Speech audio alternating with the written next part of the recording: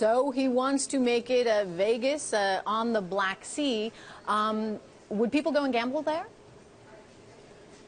Oh, yeah. I think the idea that Putin has is to turn this into a kind of resort, as you said, Las Vegas on the Black Sea, to try to attract Europeans, Russians, of course, to come down, and try to bring some prosperity to Crimea.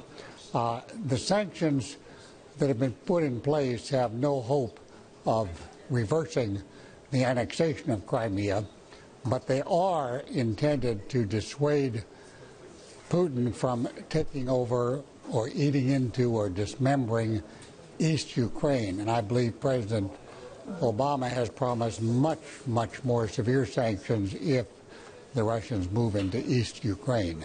Well, you know, that's the big question, of course. Will they actually do that? You know, it's an interesting idea and one that might succeed economically for the region to create it a gambling haven, if you would. But do you think that given what's played out politically and given perhaps the resentment some Europeans feel towards Russia and towards Vladimir Putin, that people would not want to go and vacation there or play there?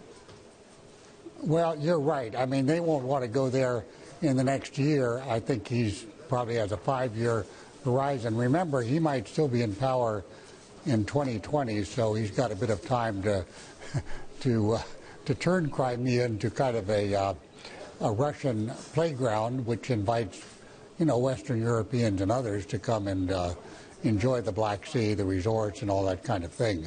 Well, we asked the question this morning whether he should be doing this, and we got a ton of responses. I got a ton of responses on my Twitter account. Here's one, which I thought was pretty funny. Michael Doobie tweets, "I'd play in Crimea before I'd venture to Atlantic City."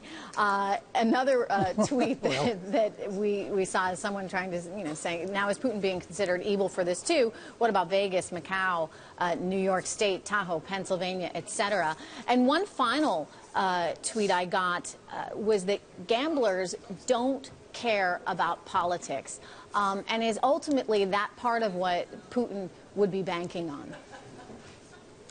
Oh, yeah, you're absolutely right.